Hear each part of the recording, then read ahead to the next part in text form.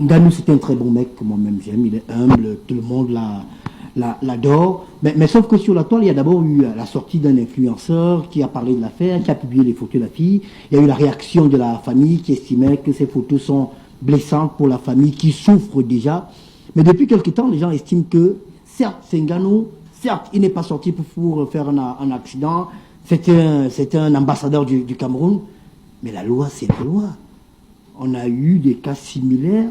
Il y a Ténor qui a passé pratiquement, je ne sais pas combien de temps en prison, parce que, et pour le cas de Ténor, il n'a même pas, la dame était dans la voiture. Il n'a pas heurté la dame, mais lui, il est parti en prison. Pour la justice camerounaise, est-ce que c'est logique qu'il y ait au moins le préalable, même si après il peut bénéficier du fait qu'il y a eu une attitude qui est noble? Xavier Messier, quel est votre avis sur la question? Ben, mon avis est un avis partagé par la majorité des internautes. J'ai lu beaucoup de choses là-dessus, j'ai pas vu des photos. Mais si nous en parlons, c'est parce que c'est Francis Ngannou.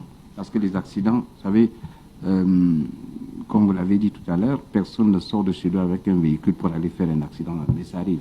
Quand vous prenez nos axes routiers, il y a des accidents partout et chaque jour, je dirais, chaque seconde, il y a des accidents qui ne font pas tant de coups. On en parle parce que c'est Francis Ngannou. Et puis, tout le monde a relevé, du moins ce que j'ai eu à lire, c'est que, s'agissant de Francis Ngannou, connaissant sa proximité avec ses concitoyens, c'est quelqu'un de très humble. Il a manifesté ce que... Il y a des gens qui font des accidents graves et ils prennent la clé des champs. Mais lui, il est resté très proche, ça veut dire que cela est arrivé. Et je crois qu'il faut en parler avec beaucoup de réserve, beaucoup d'humilité, parce que c'est la vie, hein, la vie humaine, la vie de quelqu'un. Permettez que je partage avec vous la vie de quelqu'un que vous connaissez, Christian Bomo Ntimbane. Il dit, Monsieur Zogo, lorsqu'il y a accident et une victime blessée, il y a délit volontaire, une enquête est obligatoire. La gentillesse d'Ngannou n'empêche pas l'ouverture d'une enquête qui dira ce qui s'est passé. La jeune fille décédée ne peut plus se défendre pour savoir ce qui s'est passé. Mais je pense que ce n'est pas ce que M. Zogo a dit sur ce plateau, que parce que c'est Ngannou, la justice ne doit pas se manifester. Non, on pense que les accidents, ça arrive tous les jours. Tous les jours. Mais cet accident-là est arrivé avec quelqu'un qui a une très grande réputation. Mais il faut... personne n'a dit ici sur ce plateau, et même parmi les textes que j'ai eu à lire, personne n'a dit qu'il ne fallait pas engager une action judiciaire. C'était un accident avec mort d'homme. Et la manière dont cet accident est amplifié, c'est parce que c'est Ngannou. Mais il faut aussi prendre en compte le fait qu'il a eu un comportement très humain. Xavier, oui. Si ça avait été vous, si c'est Xavier Messier qui avait heurté une dame qui est décédée 6 jours plus tard, je suis sûr que vous serez en garde à vue.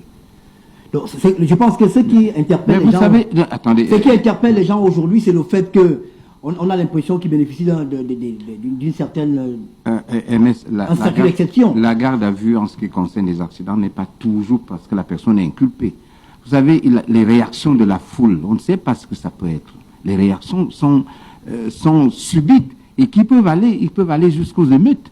Et je pense que les dispositions qui sont souvent prises quand il y a accident et mort d'homme, on protège d'abord le propriétaire du véhicule plutôt que c'est pas une accusation directe, mais ces mesures qui sont prises, c'est parce qu'on envisage, quand on ne sait pas la réaction du public, comment il va se manifester.